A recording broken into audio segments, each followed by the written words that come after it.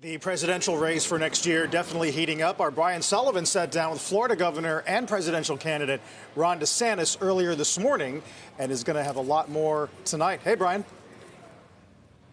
Carl, thanks very much. Yeah, we just wrapped up about a 30-minute long interview with the governor and obviously GOP hopeful Ron DeSantis at the governor's mansion right here behind us in Tallahassee, Florida. It was a very wide-ranging interview, kind of got into it a little bit about all CNBC topics, economy, taxes, China, whatever.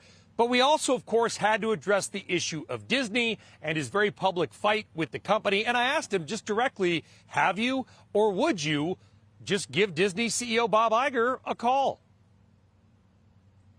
No one has made Disney more money recently than me because during COVID, they were open in Florida. They were locked shut in California. We said, we want you guys to operate because we understood how important it was that their cast members in Central Florida had the ability to make ends meet. And in fact, when Disney closed their parks, I didn't tell them to close. They did it voluntarily.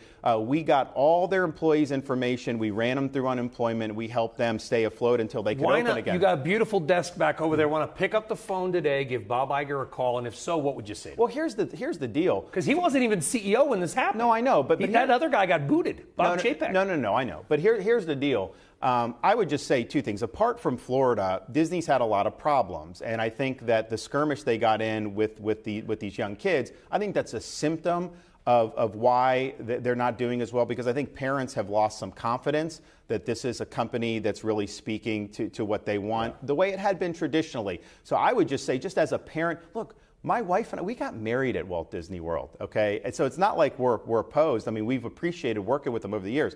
But I would just say, go back to what you did well. I think it's going to be the right business decision and all that. But where we are today, we've basically moved on. They're suing the state of Florida. They're going to lose that lawsuit. So what I would say is drop the lawsuit. You have the state that even CNBC ranks as #1 of all 50 states for economy. We lead the nation in new business formations. Unemployment is incredibly low. Great fiscal posture. People are bringing capital into Florida. This is a great place to do business. Your competitors all do very well here. Universal SeaWorld, they have not had the same special privileges as you have. So all we want to do is treat everybody the same and let's move forward. I'm totally fine with that, but I'm not fine with giving extraordinary privileges, to one special company at the exclusion of everybody else.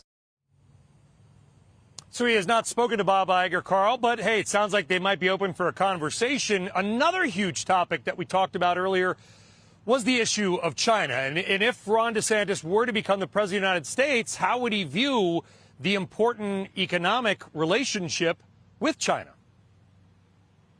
I would view them as an adversary, and I think that doesn't mean you don't deal with them. Of course, you got to deal with a lot of people, but that is not the direction we need to go. And so if you look at our defense posture, we really still are stuck in Europe being the primary theater of our concern, and that was understandable after World War II because you had the Cold War and all that, of course. But now the Indo-Pacific really needs to be our top concern because the China threat is so much more significant than I think any other threat that we face. And that's going to require more hard power.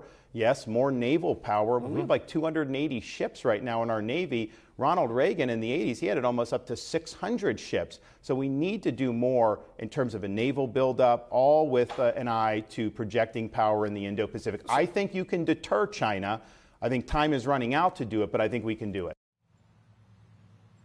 And I joked with him after that answer, guys, that it sounds like defense budgets would not be cut. Obviously, just two small parts of a 30-minute interview. We talked about all the issues that are critical to the CNBC audience. We talked about the economy, taxes, interest rates, economic policy, if you would renominate Jay Powell, and even if you would ban Congress from trading stocks. The full interview will air tonight on Last Call, 7 p.m. Eastern Time.